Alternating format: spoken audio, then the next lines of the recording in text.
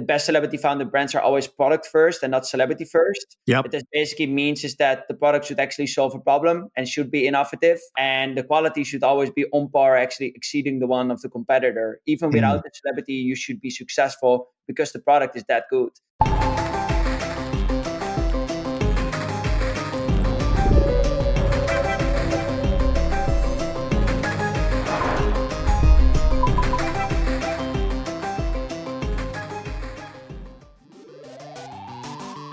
Welcome to Becoming Radical, the podcast for creators, builders, and dreamers just like you.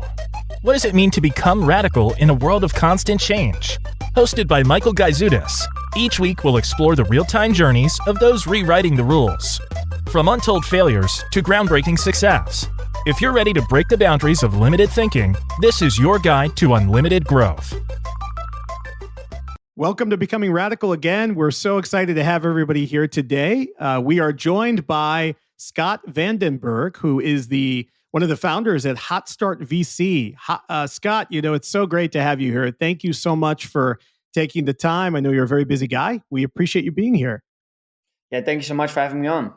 Absolutely. I know we've been talking a lot via LinkedIn. It's a great channel. That's how I got to know you. I'm really keen to learn more about your background today, where you've been, where you are today, where you're going. So this is all about you and learning more about you. Can you share the story of how you got into venture capital and, what inspired you to start Hotstart VC and also Influencer Capital? Yeah, of course. So when I was 16 years old, I wrote down on my vision board that I wanted to become a venture capitalist. Yeah. It's quite funny that I always had that in mind, but my journey to get there is definitely not linear. In my early years, I was always like very entrepreneurial, started different types of companies, like something in e-commerce, something in offline marketing. And then eventually the Dutch government asked me if I wanted to move to Silicon Valley to help them launch an organization that was basically helping European startups move from Europe to Silicon Valley. Because as you know, there's just a lot more resources and room to grow. And through that work, I was working with like a lot of very innovative high-tech companies, also definitely on the consumer end. And at the same time, I saw a lot of celebrities for the first time launching their own brands. And oftentimes they were like launching their own like tequila company or beauty brand, apparel company, oftentimes like very superb products in oversaturated markets. And I never understood that. I never understood why they weren't launching like tech companies or like very innovative companies. So I started to reach out to a couple of my Dutch smaller celebrity friends, asking them like, hey, have you ever thought about starting your own company or like anything in that area? And to my surprise, a lot of them were like, no, not really. Or if they were thinking about it was often like, again, a tequila brand, an apparel company. And I was like, hey, why aren't you like, so I started to showcase them a couple of the companies that I was working with that back then, and was like, hey, why aren't you doing like an equity deal with these types of companies so you can just focus on what you do best, and that is creating content, and the brand can focus on what they do best, and that's operating the business. And they were like, wait, you can do that too? And I was like, of course. So I started to basically help a couple of these smaller Dutch celebrities do this, and that eventually turned into a company called Influencer Capital, where we're helping celebrities and creators to do equity deals with startups. And that soon expanded already to the United States again. So like 99% of what we do right now is US based.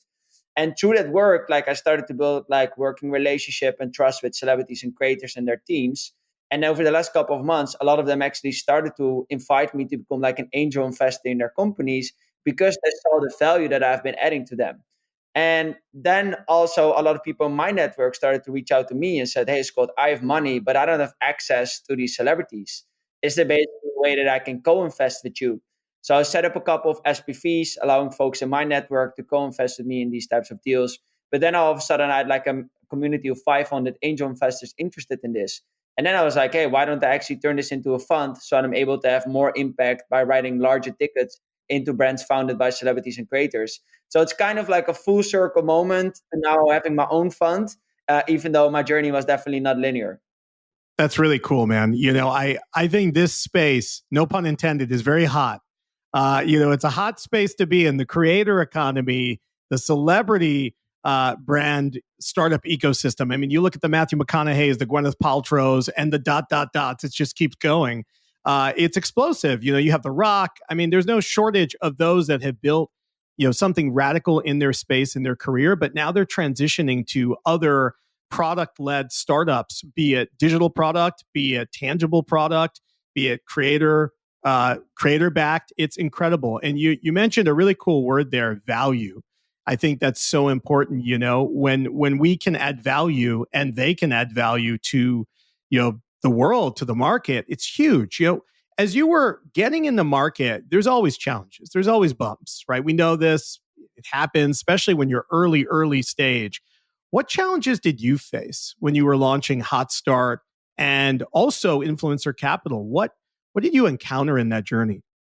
Yeah, so my background has nothing to do with like working with influencers or celebrities or marketing in general. So I think the biggest challenge when I was doing this is that I had no idea how an influencer marketing campaign worked. Or like I didn't have a network of celebrities or influencers. So it's funny because actually what I was doing with Influencer Capital, I did myself. So I did an equity deal with one of the largest Dutch celebrities who's like very entrepreneurial, who launched his own company, did equity deals before, to kind of have him on board as a team, as a partner, as an advisor, sharing his learnings, but also opening up the door. So instead of me reaching out to like celebrities, it was him reaching out, which obviously increases the open rates and response rates. So I think that definitely helped, and that's how I overcame it. And then also I think we were maybe a little bit too early. So as I mentioned, like just started to think about launching their own companies, and if they even were thinking about it, it was often like, hey, let's white label something, slap our name on it, and selling it for 2 times the price instead of actually adding value and coming up with something innovative. So yeah, when I came up with these tech companies, they were like, Scott, what the fuck does AI mean? Or like, hey, what is a fintech company? Or like, hey, how does equity even work? Like, give me 10% without actually thinking about what is the value of 10%, let alone coming up with terms like pro rata and dilution and that type of stuff. So I think maybe we're also a little bit early, and how I overcame that was actually becoming a content creator myself. So creating a lot of content online about how this all like equity deals work, what doesn't work, structures, examples to kind of educate the whole space.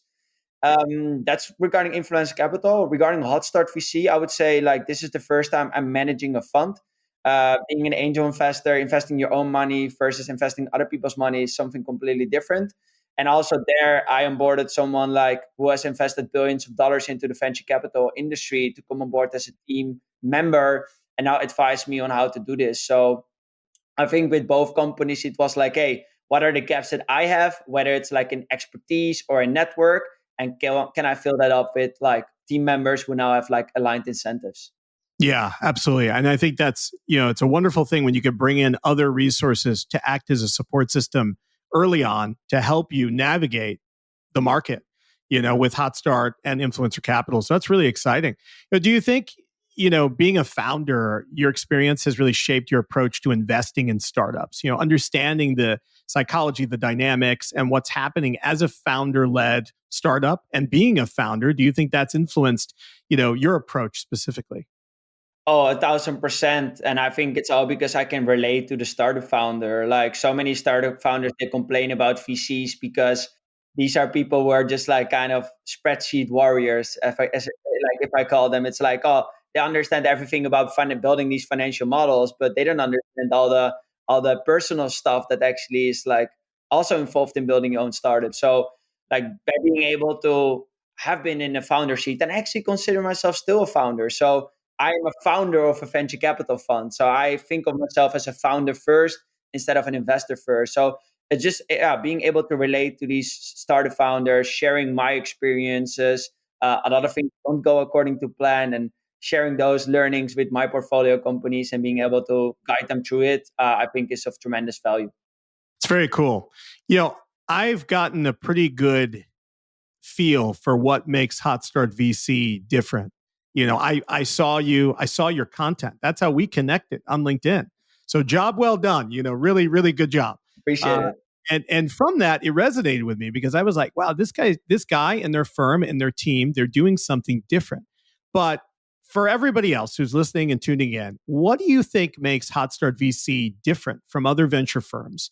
And more importantly, what kind of founders or startups do you typically look for as a criteria set to invest in and alongside? Yeah, so let me give you a quick intro on Hotstart VC, and then I basically tell you what's different about us. But yeah, we are basically a new fund that invests in brands founded by celebrities and creators. What you see in today's world is that we learn about new products and services from the people that we follow online, not anymore from like billboards or TV ads or whatsoever. And what has been interesting is that they have started to build their own audiences online and are now creating business on top of it. And it Yeah. all has to do with their competitive advantage in company building. As they have a built-in audience, they can basically drive near instant traction to their own companies for free by simply posting on their social media channels.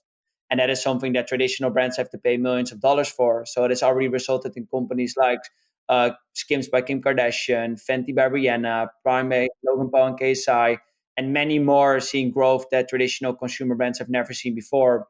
And this is just the beginning. Literally every single celebrity and creator is thinking about launching their own brand after seeing the successes of their peers, which lead to a lot of like new deal flow.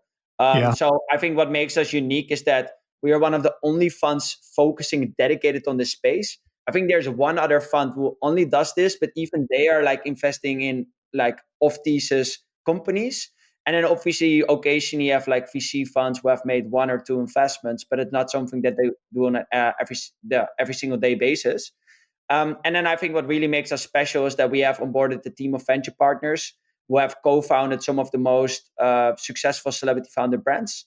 So one of them co-founded Feastables together with Mr. Beast, the chocolate bar company. Another one co-founded the Honest Company together with Jessica Alba, which IPO'd in 2021, one of the only celebrity brands ever to IPO. So they can share their learnings working together with celebrities to turn their companies into billion-dollar brands with our portfolio companies and hopefully replicating the same things. So I think that is really what makes us stand out in this space. And then, yeah, what type of companies we're looking for? It's really what you already mentioned, the value. So we don't care about the next celebrity tequila, beauty, or apparel company. We're just focusing on selling more like average stuff, superb products in oversaturated markets. We care about celebrities and creators launching innovative products and services that actually solve customer problems. That could be involving technology or patented products or whatsoever. Those are the things that we get actually excited about. Amazing. Radical replication. You do it again and again and again, but you do it differently and better or both each and every time. I love that. You know, it's really interesting because we think about celebrities and we know they have clout and we know they have leverage and they have community, as you talked about. That is such a differentiator to be able to come in and invest in these types of celebrities and other things they want to work on to build momentum to act as that catalyst. You know, if you think about the criteria you use, high level, you know, it doesn't have to be too deep, but when you're deciding on whether or not to invest in a company and a celebrity that's attached to that company, that startup, what are those criteria typically, really high level for our audience? Yeah, so we have used our experiences from the 55 companies, celebrity founder brands that we have been involved in, as well as looking at all the failures and successes to kind of build our own internal tool on how to assess the potential success of the next generation of celebrity founded brands. I will kind of highlight the three most important ones for us. I think the first one is that the best celebrity founded brands are always product first and not celebrity first. Yep. What this basically means is that the product should actually solve a problem and should be innovative.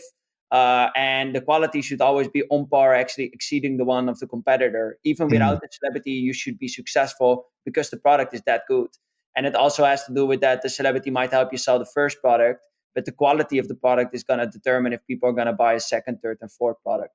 So I think that's one. I think the second one is the celebrity product market fit. This is a kind of term we created ourselves, which basically means is that the company the celebrity is launching should fit with his or her persona, content, and audience.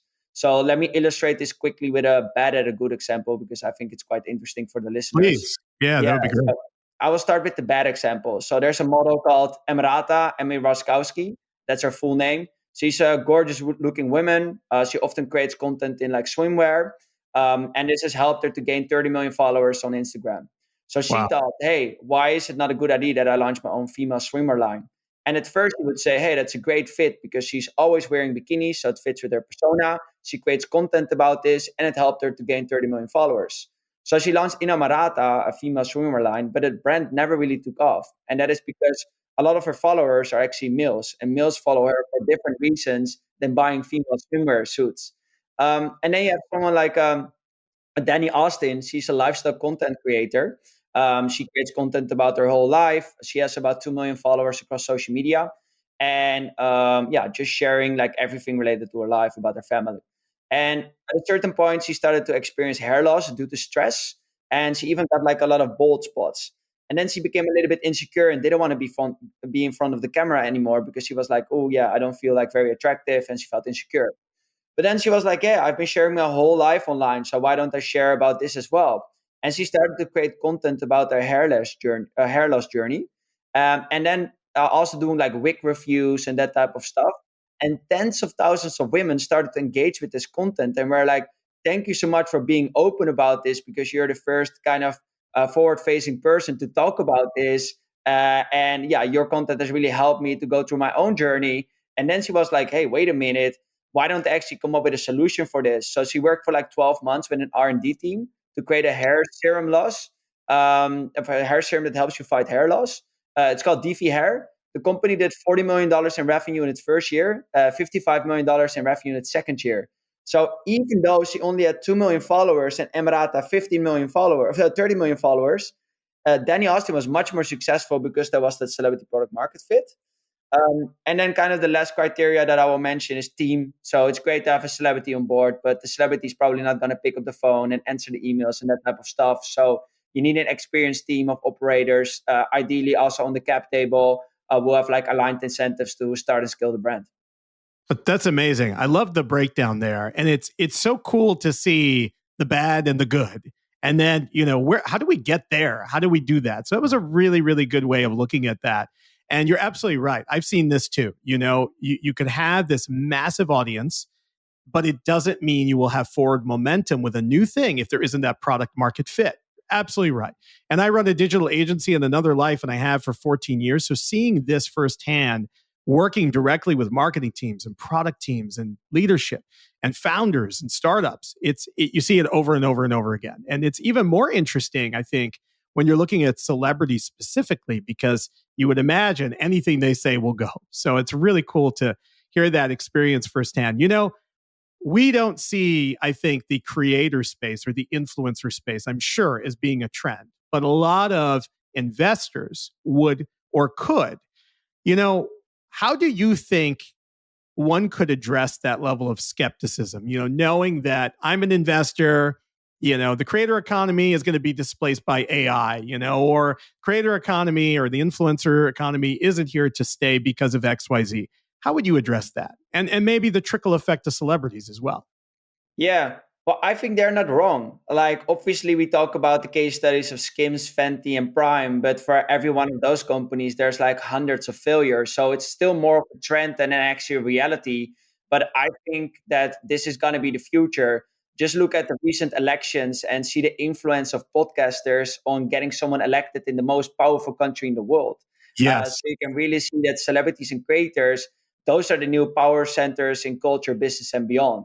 So it's not anymore the creator economy, it's the whole economy. Like they are deciding our purchase powering. So I think that, yes, maybe it's still a trend, but in the future, you're going to see so many brands being actually founded by people that you trust, people that you follow on social media, because they have your trust already. And yeah, you're already following them. So yeah, I'm not disagreeing with them, but I'm very optimistic about the future.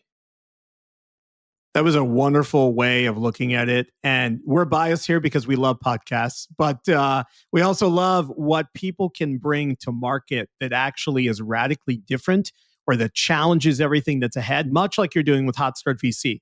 And I think that's so key, because why do what everyone else does, even if it works? Why not challenge it? Why not say, hey, we can do this differently or better or both, like the great Sir Johnny Ives, chief design officer of Apple, used to say, right? I think that's really important.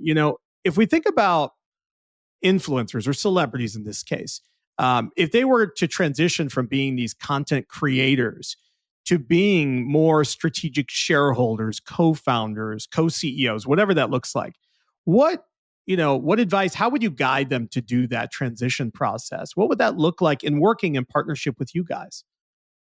Yeah, I think what you see is now, like, the word influencer didn't exist 10 years ago. So Yeah. this industry is still very new. And we're kind of at this turning point that you see content creators who have started 10 years ago, they're like on this brink of retiring, or they're like now 40, 50 years old, they have kids, they don't want to be in front of the camera anymore. So I think content creators and celebrities, they have to start thinking like athletes, thinking, hey, there's this 10-year or 15-year window where I can make all my money, but that also means is that you have to set yourself up for success in the future. So instead of thinking short term about my brand deals and about my AdSense, are there like things that you can put into place so that you have long term income streams and diversify your business model? So can you do equity models? Can you start your own company that actually can outlive you? So it's not dependent on you, but you can actually create a brand that is known far beyond your celebrity status or your creator status. Can you start investing into other brands and leverage your influence in growing them? So we basically help them with the transition in sharing our knowledge in the space, and yeah, kind of making the right business moves to create long-term sustainable business models for them.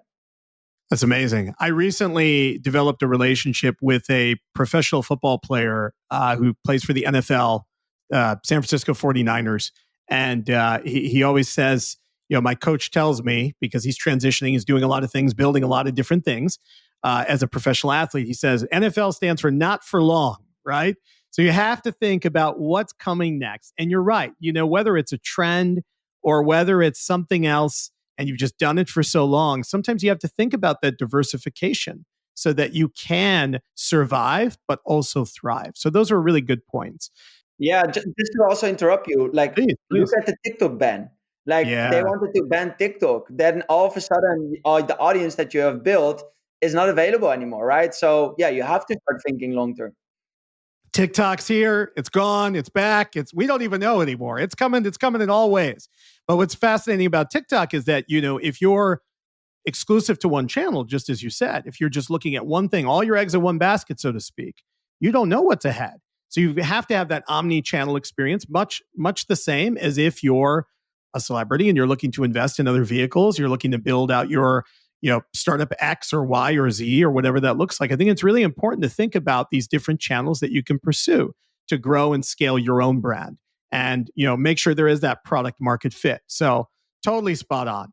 There are obviously mistakes that founders can make when trying to leverage influencer marketing for their startup growth. What are some of those mistakes that you see, or blips or errors or omissions that you've come across? Yeah, I think the two mistakes that immediately come to mind is that, one, like, startups often get kind of starstruck from like an influencer or a celebrity. Is like, oh, they had one good meeting with someone via their own network. They were able to get in touch with a celebrity who was like 20 million followers. And they're like thinking, oh, if only we can convert 5% of their audience, we're going to be multimillionaires. Well, spoiler alert, that's not how this industry works. That's So right. like, they get into the meeting and then they're like immediately like, oh, let's do this together. You know what? Here you have 20% of my company. Let's do it. Then the celebrity posts about it one or two times. It's not converting in any sales. And then you have a frustrated startup founding team. And then you have also a frustrated celebrity who's not very motivated to keep on posting about it. But now you have given that person 20% of your company. So it's really hard to get rid of them. So that's why we always say, one, do your due diligence, find out if there's an actual product market fit, and see if the audiences are actually overlaying and if the personal missions between the startup and the celebrity are aligning. But then also date before you marry. So a startup marriage where you give someone equity in your company, that can last 10 years and is more intensively than an actual marriage. So like, can you, for example, first do like a paid campaign, or can you do like a co-branded line or like an affiliate partnership to see actually if this person can drive value for your company, but also other way around, if your company can authentically fit in a celebrity's life. And from there, every time like it works, you can go to the next step till you eventually marry and can actually talk about co-ownership or whatsoever. But I think so many people kind of make the jump because they are thinking, oh, this celebrity is gonna solve all our problems. Well, yeah, that's definitely not the case. Even rev share. Start with a small slice of rev share for a limited period of time. I love rev share. It makes me happy. Anytime we can go down that path, we love it because it's a win-win, and you feel like there's that synergy between who you're working with and partnering with. And then as you achieve, you can take the bigger picture initiative to marriage, as you said, and partnership. Yeah. That's really cool. I like that. AI, automation, but AI, let's say, it's everywhere. It used to be you drive in the Bay Area, you'd see Web3 signs on billboards. Now you see AI. It's taking over. It's crazy, right? How do you see the investment landscape changing over the next 5 years, let's say, with AI and automation being at the front, at the helm of everything? Yeah, the honest answer is like I have no idea. Things are Yeah. going so fast. Like 2 years ago, if you would ask me like, do you think Chat GPT can like do certain things for you? I would like, hell no, that would never be possible. And nowadays, you can literally create like content, like really good, high quality content, with, like AI and that type of stuff. So yeah, the real answer is I don't know, but I do think that in my phase, like we invest very early stage, so there's not a lot of data that you can analyze or whatsoever using machine learning to like create predictive models. That's not really available in early stage venture. So I think it could not definitely help on like investments decisions, but it can actually help you on the back end of it. So it can help you with admin, it can help you with due diligence. So for example, it can help you with research. So let's say I'm analyzing like a market, I can literally ask ChatGPT to create a market analysis and see where the gaps are in the market, or like calculate how big the market size is for me. So I think it's gonna definitely help with like being more efficient and being more accurate in data collection. And because yeah, in data collection that can still be very biased. But yeah, still on the front end, I think still humans are gonna make the decisions.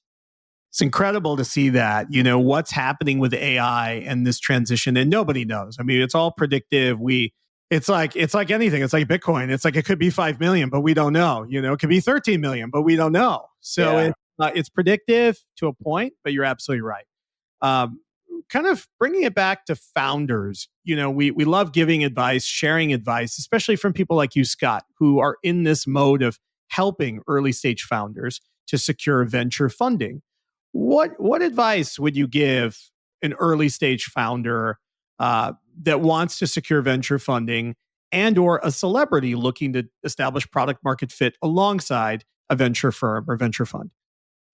I think it's all about relationships. I think the biggest mistake so many startup founders make is that they see it as a very transactional business, where it's Yeah. like, hey, let me send this long ass email about why am I amazing and why like my company is so special, and then just add a small note showcasing that they're kind of spraying and praying and sending this to hundreds of VCs, saying, oh, yeah, I think this is a fit for your thesis. And then it's like a B2B fintech company. And I'm like, did you do any research into who I am, or is this just a spray and pray? So this is a very relationship oriented business. I hate when I jump on a call with a founder and they tell me, yeah, you only have 2 weeks to invest because uh, that's the deadline. And I'm like, man, I know you for this is the first meeting. Like, how can I decide to, based on this meeting, wanting to work with you with the next 10 years? So I would say try to build relationships, take a human approach to this. So instead of sending a random general email, if there was like a podcast that a VC went on and there was something personal or something that resonate, or he or she talked about a problem that you're actually solving, reach out in a personal matter. Try to add value to them. So let's go to events that are focused on VC landscape. Ask them about what they're investing in, and then maybe your buddy has a company that fits well with their investment thesis. So instead of you immediately saying, "Hey, here's my company," first introduce them, showcase your value, showcase you understand and Mm. respect them, and then pitch your company. So yeah, I would say if you're fundraising, try to build relationships 6 months ahead, so that once you're actually fundraising, you already have these conversations lined up, and it's just a quick call to them, and then get a yes or no.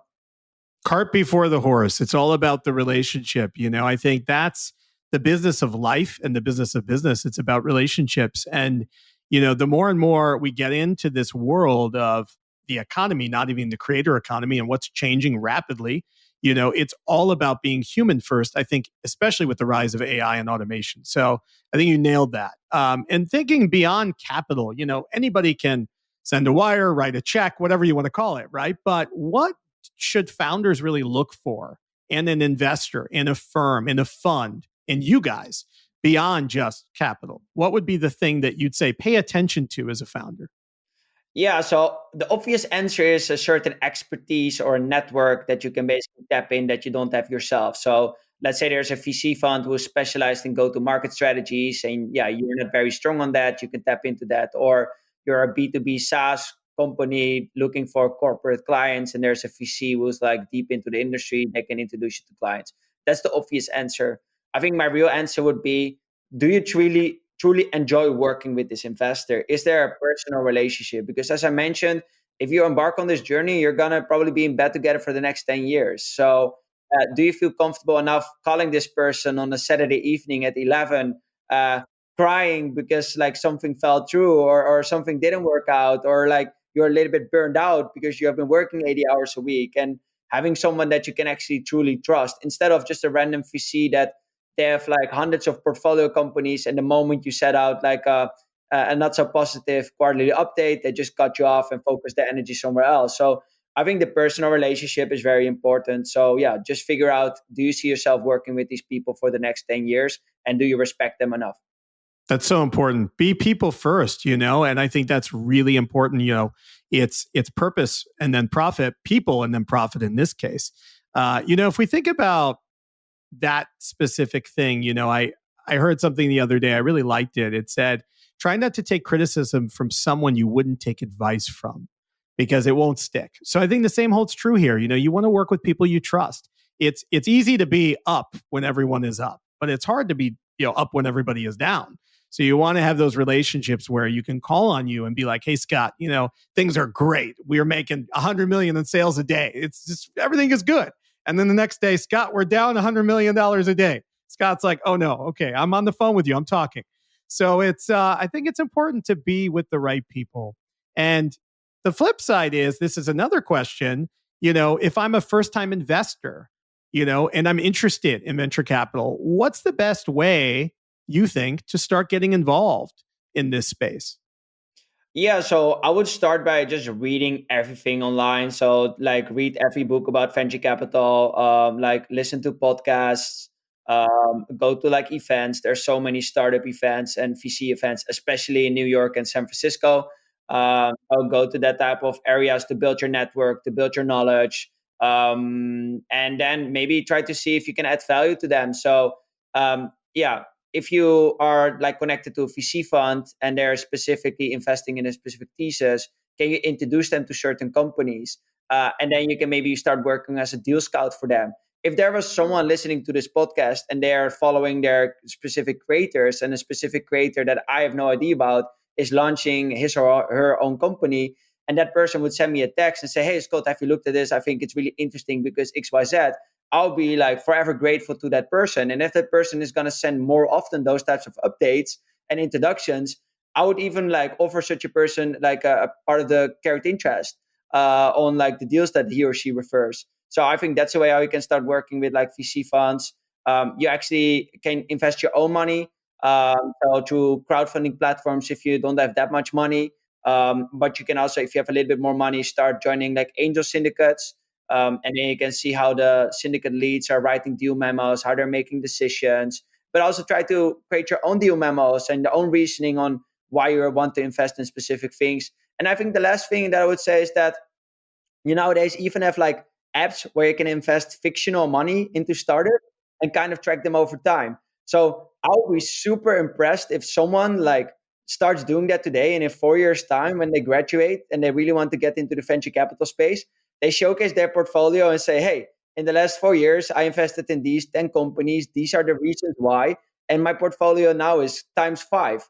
I know for sure that every venture capital fund would be like, wow, okay, I'm super impressed with it. Yeah. Do you want to have a job? Here you have it. It's yours.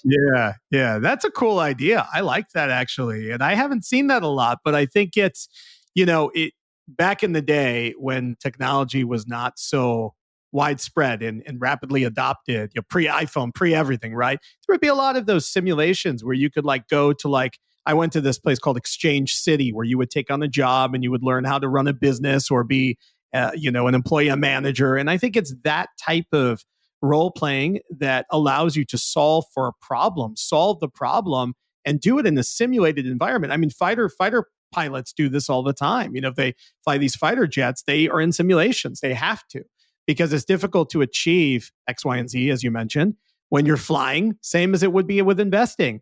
unless you're in those real world scenarios, but it's the best next thing to that. So that's really cool. I guess that brings me to another question. How do you, Scott, personally stay ahead of everything in such a fast moving industry? What do you do typically? I actually do everything that I just mentioned. So I read a lot. I read about an hour a day. I listen to like podcasts a lot, about also an hour a day when I'm working out. So I create a lot of content online, which also helps me to kind of think through what I'm writing. So it's kind of an exercise for me as well. It's like, hey, this celebrity launched a new brand. Let me think about it for a second, and then like, do I think it's a fit or not, and that type of stuff.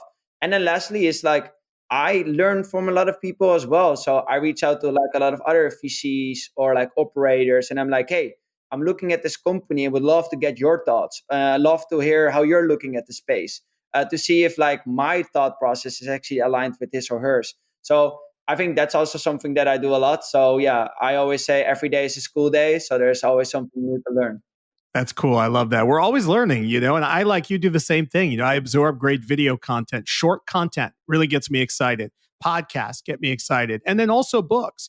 You go into Amazon, you're able to get a book quickly, download it, or Apple, or wherever it is, wherever you're tuning in. It's huge. Downloadable content, quick content, it really can stick. Does a lot. Leadership. Let's talk a little bit about that. What have you learned? What are the lessons learned from both the investor side and the entrepreneur side? What have you seen in your experiences that you think are valuable insights from being in this space that someone who's listening in could be like, wow, yeah, I could see that. And that's really helpful. Yeah, I think it's a great question because like I'm still kind of on the journey of still figuring it out.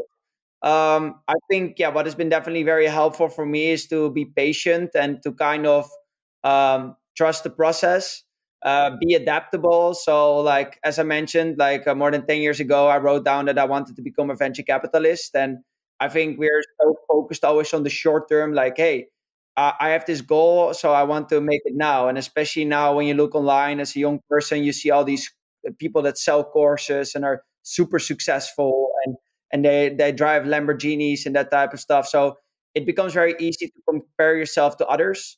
But I think it's just very important to always stay focused on yourself. Never compare yourself with someone's chapter 1 or chapter 20. So yeah, just focus on what feels right for yourself at the moment. And yeah, as I mentioned, be adaptable. Like there's this famous quote from Mike Tyson that says like everyone has a plan until they get punched in the face. And that's definitely the reality of a startup founder. Like things almost never go according to plan. So just always be adaptable and see how you can change for the better. Yes. Change is the number one thing you can count on. And having that adaptability is huge. I like to say you're a horse in a race with your blinders on. That's how you should be, right? Because if you think about horses in a race, they're always racing with their blinders on because they want to know who's around them in their visual field, just a little bit, enough to see them coming. But you really need to pay attention to your own lane that you're in. It's so important. If you start competing with the world, it can set you up for a lot of failure and you can't move forward as quickly, but just focus on you. So I love that. And that kind of brings me to this next question. If you could give your younger self, younger Scott, one piece of advice, you're becoming radical, you're changing the game, you're getting into the venture space, and who knows what to come. What would that one piece of advice be to the younger Scott today? I think it's quite in line with what I just shared. So like Yeah. trust the process, but I think to add to that is like just say yes to every opportunity you get, because you never know how that opportunity can help you set up for future success. So there's this famous speech from Steve Jobs on Stanford where he says like you can never connect the dots looking forward, you can only connect the dots looking backwards. And that definitely resonates a lot with me because when I was 16 I wrote down that I wanted to become a venture capitalist. And if you're then going to plan on how I'm going to do it, you would say, oh, I'm going to study this or get experience here and then I'm going to do it. Whereas I just did a bunch of stuff. I became a founder. I then started working with the Dutch consultancy. I did some corporate innovation in between. Then I ended up in the influencer space. And then all of a sudden, I started to create my edge, my like deep expertise in a specific subsection of venture capital. And I started to get access to the deals through the work that I've done. So I would never be able to beforehand say, okay, I'm gonna launch my own e-commerce company, work for the Dutch consulate, do this XYZ, and then launch like a fund focusing on celebrity investing. No. So yeah, I think just say yes to everything, because that's the way how you create opportunities, not just by sitting behind your laptop and hoping things are gonna come to you. That's great, man. The windows and the doors that can open, let them all open, and then take the ones, as many of them as you can. That's such great advice.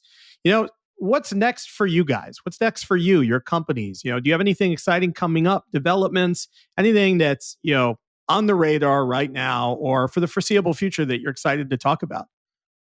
Yeah, so we're launching a new fund. So yeah, that allows us to write larger tickets into brands founded by celebrities and creators and essentially make more impact. I'm just very bullish on the space. So there was this kind of first wave of celebrity founded brands, which were focusing on tequila brands, apparel companies, beauty brands. But now you kind of see the second wave of celebrity founded brands arising, which are celebrities and creators focusing on launching innovative products and services that solve actual real customer problems. So I'm just very excited about creating value together with these celebrities and creators and hopefully build the next iconic consumer brands with them. That's really cool. Yeah, tequila was all the rage. I mean, it's still there. It's still a big thing, but it's like solving problems, that's really the focus. What solves big problems? What adds tremendous value? Whether it's a physical product, a digital product, a service, whatever it is, it's the number one takeaway. So I love that, Scott. Such great feedback and advice for our community, our listeners. And I guess that's the next thing I want to ask you is, I'm tuning in today. I'm listening to Becoming Radical. Where can everyone find Scott and Hotstart VC? Can you guide them to the right place to find you guys as a next step? Yeah, so a little bit of self-promotion here, but definitely follow me on LinkedIn. That's where I almost daily share news and like interesting like thoughts regarding the whole celebrity and creator ecosystem. So if you're interested in that, definitely follow me there. And yeah, always happy to answer any questions. You can also email me at scott@hotstart.vc. Amazing, Scott. This will all be in the show notes for our listeners and our community. We are so excited that we got a chance to talk to you today. You are totally on your way to becoming radical. You're changing the game. You're challenging the market. You're questioning everything. You're turning it upside down, and I love that. And we're going to be following you every step of the way. So thank you again. We hope to welcome you back in the future as you have even more things to share. So appreciate your time, Scott, and we'll definitely keep in touch. Let's do it. Thank you for having me. All right, man. Thank you. Thank you for listening to Becoming Radical. If today's episode sparked something in you, follow wherever you listen, join the conversation, and share it with someone ready to think beyond limits. Be unlimited, be bold, and become radical. See you next time.